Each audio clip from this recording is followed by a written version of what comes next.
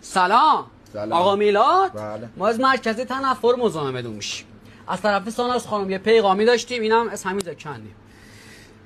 گرد جهان گردیدم، لاشی فراوان دیدم، اما تو چیز دیگری، از پشه ها هم بدتری. ساناز خانم فرمودن که میلاد بی لیاقت، ریدم به اون قیافت، این صدا رو میشنوی؟